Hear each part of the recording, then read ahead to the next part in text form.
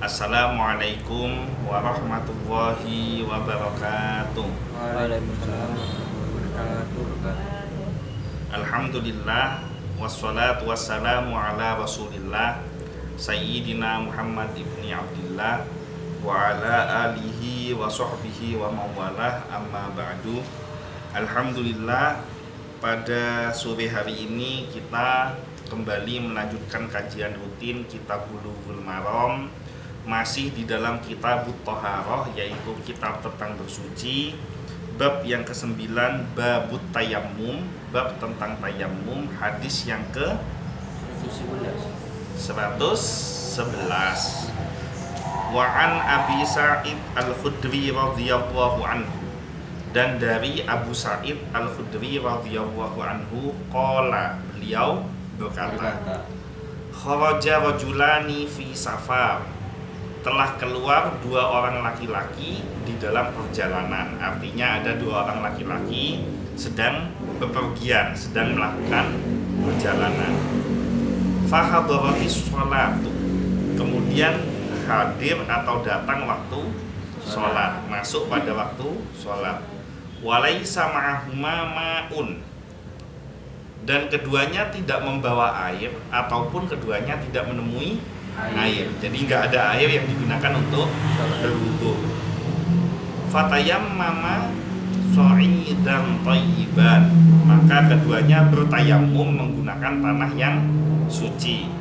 Fasallaya, dan keduanya melaksanakan ibadah sholat. Tsumma wajadal ma'a, kemudian keduanya mendapati air. Fil waktu, masih di dalam waktu sholat. Jadi keduanya sholat, tayammum, sholat. Habis sholat ketemu air, masih di dalam koridor waktu sholatnya. Fa'a'ada ahaduhumas sholata, maka diulangi, salah seorang mengulangi sholatnya, wal wudu'a, dan mengambil wudu. Walam yu'idil akhor, dan yang lainnya tidak mengulangi sholatnya. Jadi yang satu ambil wudhu, sholat lagi. Yang satu tidak sholat, ditinggalkan. Tsumma ataya Rasulullah sallallahu alaihi wasallam, kemudian keduanya mendatangi Rasulullah sallallahu alaihi wasallam. Fadzakara dzalika lahu, dan menceritakan kejadian tadi, kejadian masalah tayammum, sholat ketemu air, kemudian yang satu sholat lagi, yang satu tidak sholat. Faqala lilladzi lam yu'id, maka Rasulullah sallallahu alaihi wasallam bersabda kepada yang tidak mengulangi sholatnya, asabatas sunnata, engkau telah mengerjakan sunnah, sudah sesuai dengan sunnah. Wa ajza'atska sholatuka, dan sholatmu yang tadi dikerjakan itu mendapatkan balasan atau sholatnya sah. Jadi kepada yang tidak sholat, yang tidak mengulangi sholatnya, kamu sudah sesuai tuntunan sunnah, dan sholat yang kamu kerjakan tadi itu sudah sah. Wa qala lil akhar, dan Rasulullah sallallahu alaihi wasallam bersabda kepada yang mengulangi sholatnya. Jadi ngomong kepada yang mengulangi sholatnya, lakal ajru marrataini, bagimu mendapatkan pahala dua kali. Rawahu Abu Dawud, diriwayatkan oleh Imam Abu Dawud, wan Nasa'i, dan Imam Nasa'i. Bisa difahami? Jadi ada dua orang laki-laki sedang melakukan perjalanan, kemudian sampai di satu tempat pada waktu sholat, bertepatan dengan masuk waktu sholat. Keduanya tidak membawa air dan tidak menemui air, sehingga akhirnya bertayammum dengan tanah yang suci. Kemudian sholat. Setelah selesai sholat, ketemu air, maka yang satu ambil wudhu, sholat lagi. Yang satu tidak sholat, tidak diulangi sholatnya. Ketika berjumpa dengan Rasulullah, ditanyakan kepada Rasulullah, yang tidak sholat, oleh Rasulullah dikatakan, kamu sudah sesuai sunnah dan sholatmu tadi sah. Kepada yang sholat dikatakan, kamu mendapatkan pahala sholat dua kali. Bisa dipahami ya maksudnya? Ternyata Islam itu begitu luasnya, tidak gampang nyalah-nyalahin orang lain. Coba kalau ketemu kelompok-kelompok zaman sekarang yang radikal itu, yang model-model radikal itu, Oh ini udah sah ini, sesuai akal dia dulu. Oh yang benar ini kalau ketemu air sholat dulu kan gitu toh. Kalau akal dia itu. Oh ini tidak benar nih ketemu air udah sholat, ini gimana ini? Kamu ini Islam apa bukan? Itu model-model begitu. Ternyata Rasulullah sendiri mengajarkan keluasan. Rasulullah sendiri mengajarkan kelemah lembutan, kelapangan, tidak serta-merta menyalahkan orang lain. Seperti riwayat yang sebelumnya, di mana Ammar bin Yasir dalam keadaan junub, kemudian tidak menemui air, masuk waktu sholat, gulung-gulung di atas tanah. Tidak dimarahi dengan Rasulullah. Ya. Coba bayangkan misalkan yang terjadi itu sekarang, Luqman dalam keadaan junub, gulung-gulung di atas tanah. Terus Has yang tahu, ya kan? Pasti kan ngomong, kamu nih gimana ngomongnya? Has yang ngomong dah, jangan saya ya. Kok tidak pinternya kalau sopannya, tidak tahu kalau kasarnya. Pinter banget. Oke, bisa kita bahas syarahnya ya. Hadis ini ada perdebatan, ada yang mengatakan hadis ini mursal, ada yang mengatakan hadis ini mauquf, ada yang mengatakan hadis ini sanadnya nyampe pada Rasulullah, ada yang mengatakan tidak nyampe. Nah walaupun hadis ini umpama dianggap mursal, hadis tersebut diriwayatkan oleh riwayat dari Nafi'. Siapa itu Nafi'? Hanafi. Nafi', Imam Hanafi, Imam Abu Hanifah. Nama kecilnya Nu'man bin Sabit. Nafi', siapa Nafi'?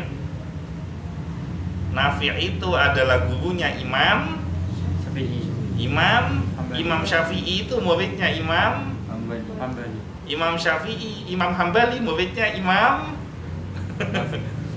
Hambali berguru ke Imam Syafi'i, berguru ke Imam Maliki, berguru ke Imam Nafi, berguru ke Abdullah bin Umar, berguru ke Rasulullah. Berarti Imam Nafi itu gurunya Imam baru diulang loh. Imam Hambali berguru ke Imam Syafi'i, berguru ke Imam Maliki, berguru ke Imam Nafi, berguru ke Abdullah bin Umar, berguru ke Rasulullah. Berarti Imam Nafi itu gurunya Imam Maliki. Ini daya fokus menurun ya gitu. Jadi Imam Nafi dari Ibnu Umar. Nah, ini dari gurunya. Karena Nafi berguru kepada Abdullah bin Umar. Dalam riwayat diceritakan Imam Nafi ini khadimul Ibnu Umar. Jadi pembantunya Ibnu Umar. Kadang-kadang dari pembantu bisa jadi ulama. Jadi kiai, tergantung jadi pembantunya siapa kan gitu. Kalau jadi pembantunya kiai ada potensi menjadi kiai. Kalau bukan pembantunya kiai ya tidak bisa. Jadi yang di sini ini punya potensi semua ini.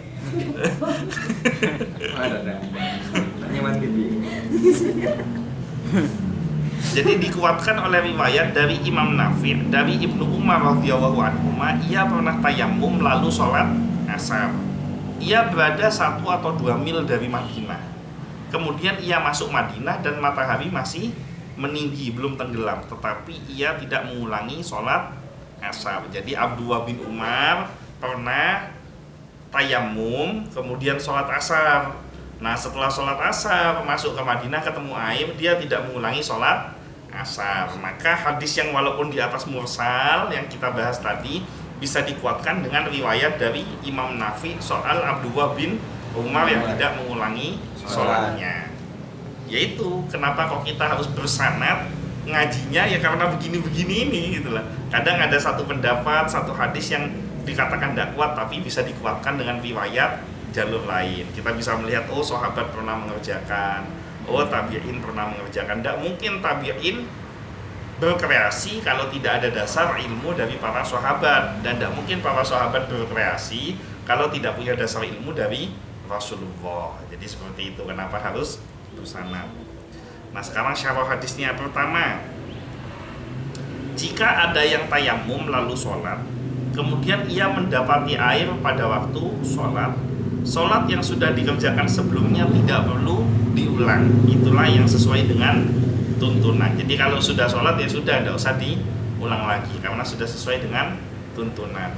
Yang kedua, hadis ini menjadi dalil bahwa siapa yang tayammum kemudian sholat, lalu ia mendapati air setelah ia sholat, kemudian ia mengulangi sholat, ia mendapatkan pahala sholat dan pahala pengulangan sholat.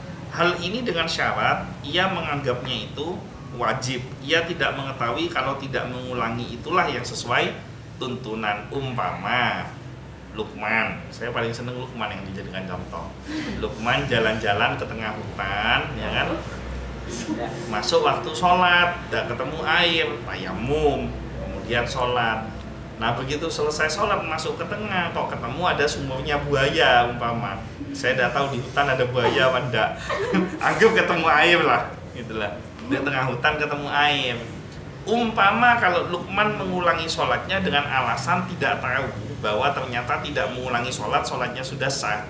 Jadi ini ketemu air, kalau aku tidak sholat gimana? Kan sholat itu yang wajib wudu. Akhirnya dia mengulangi sholatnya, maka dia dapat 2 pahala.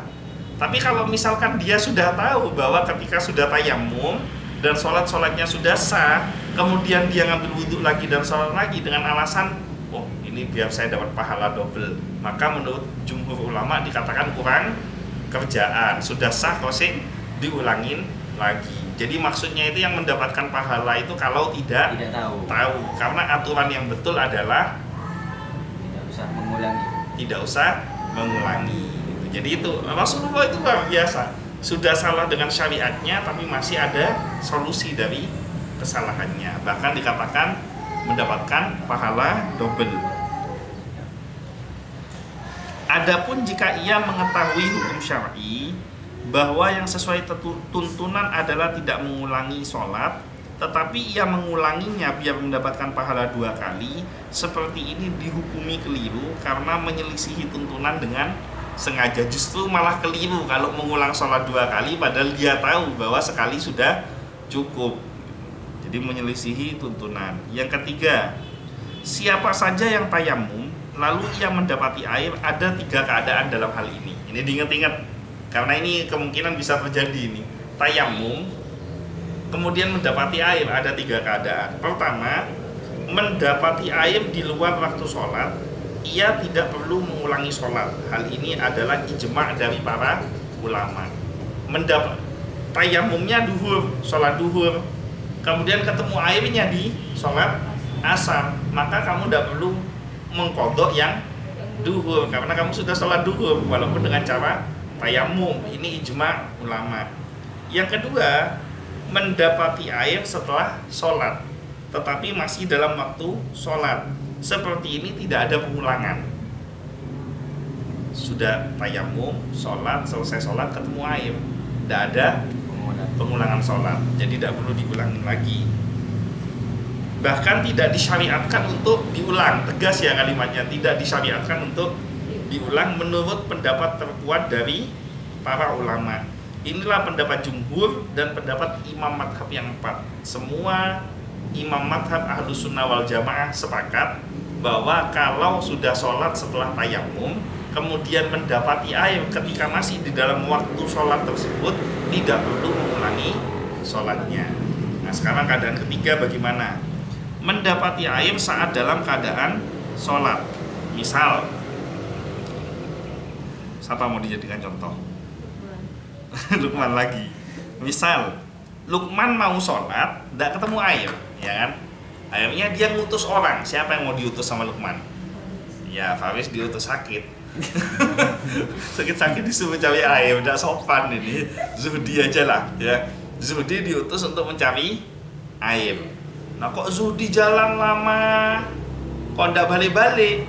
Wah ini waktu sholat lewat, repot ini nanti. Akhirnya dia tayamum sholat. Nah begitu Allahu Akbar, lagi enak-enak jalan sholat belum selesai, Zuhdi datang bawa air. Berarti kan sedang sholat kan ini masih kan itu. Man airnya sudah ketemu. Nah ini gimana kalau gini? Kalau yang tadi kan air didapat di luar waktu sholat, tidak usah diulangi.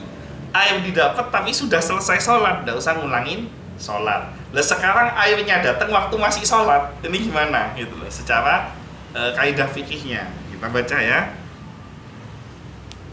Yang lebih baik dan lebih hati-hati adalah membatalkan tayamum dan sholat lalu berwudu kemudian memulai sholat dari awal. Jadi kalau ketemu air yang hati-hati, sholatnya batalkan, langsung ambil wudu dan mulai sholat dari awal, walaupun sudah depan ketahiyat akhir lafal salam tapi kita marah gitu loh. Jadi kalau ya jangan sampai kamu nanti bilang Fil alamina innaka hamidum majid. Pak beda suara Zuhdi lah. Assalamualaikum. Pas kalau Pak El bunyi assalamualaikum, saya kedina kadek Zuhdi kita apa? Ya, jadi Ya. paham ya? Ya, paham. Ada pertanyaan soal ini? Nggak ada. Ada. Ya. Ini kok seumpama kita sholat sendiri ya pertamanya. Terus setelah salam harus diajak berjamaah. Terus di Ya, jadi itu nanti ada di bab sholat sebenarnya, tapi tidak apa-apa saya jawab. Nah, ada beberapa pendapat ulama. Pendapat yang pertama adalah menjelaskan bahwa sudah sholat. Iya, Pendapat ulama, ya yang pertama menjelaskan bahwa iya saya sudah sholat, cukup sudah. Pendapat yang kedua dianjurkan untuk ikut sholat kembali. Kenapa? Karena sebelumnya sholat sendiri, kemudian yang kedua mendapatkan faidah sholat berjamaah. Atau misalkan sudah jamaah kemudian jamaah lagi mendapatkan pahala 2 sholat gitu. Nah, pendapat yang mana yang bisa kita ambil? Nah, nanti silahkan menunggu masuk kepada waktu pembahasan hadis tersebut. Tetapi kalau saya akan menjelaskan terlebih dahulu bahwa saya sudah sholat, sudah melaksanakan sholat. Jelas ya? Iya. Ada lagi yang lain? Ada. Ya. Bolehkah kita bertayamum? Khawatir ada air tapi jauh mengambilnya. Khawatir takut telat waktu sholatnya. Ya berarti kan tidak mendapati air namanya. Kan namanya. Jadi kan gini toh, kaidah tayamum itu apabila tidak mendapati air. Misalkan begini, Luqman ada di Bondowoso, ya kan? Masuk waktu sholat maghrib, kan gitu toh. Nah ternyata Bondowoso kondisinya kekeringan, tidak ada air. Kamu dapat informasi bahwa air itu yang ada di Banyuwangi misalkan, atau di Jember gitu loh. Lah kalau kamu pergi ke Banyuwangi, ya kamu tidak maghrib namanya, kan gitu toh. Ya kan, karena perjalanannya panjang, maka kamu dihukumi tidak menemukan air. Jadi itu tidak usah dipikir gimana caranya nyampe ke Banyuwangi, langsung tayamum dan langsung kerjakan sholat gitu ya. Jadi kaidah tayamum itu apabila dalam waktu rangkaian waktu sholat itu kamu tidak menemukan air, ya kamu tayamum sudah. Dan kalau kamu sudah usaha tidak ketemu air, cepat-cepat tayamum sudah, tidak usah menunda-nunda mengakhirkan. Boleh mengakhirkan waktu sholat dengan catatan ada harapan untuk air itu datang. Masuk waktu asar kayak sekarang, air udah ada, tapi mendung. Nah, boleh kamu tunggu.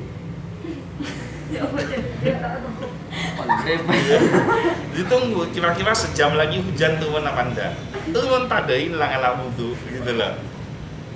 Tapi kalau seandainya ternyata sampai 1 jam kok tidak turun, waktu maghrib kurang setengah jam, ini pakun ondem tak ada turun, ya kamu tayamum sholat gitu ya. Jelas? Yang lucu apa dari pertanyaan ini? Ada pertanyaan lagi? Nggak ada. Cukup? Cukup. Insya Allah besok kita akan membahas tentang, kalau tadi kan tayamum ketika tidak ketemu air. Nah besok kita akan bahas gimana kalau dalam kondisi sakit, airnya ada. Kan orang itu kewajiban sholat kan kena terus ketika dia dalam keadaan sadar kan. Nah kalau kondisi sakit bagaimana? Nah itu besok kita akan bahas. Mungkin itu saja.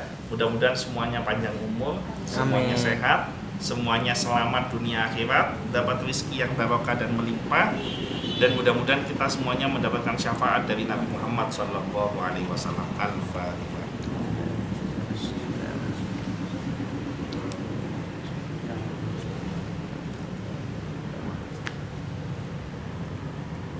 Sekian dari saya, kurang lebihnya mohon maaf. Wallahul muwaffiq ila aqwamit thoriq, wabillahi taufiq wal hidayah. Wassalamualaikum warahmatullahi wabarakatuh.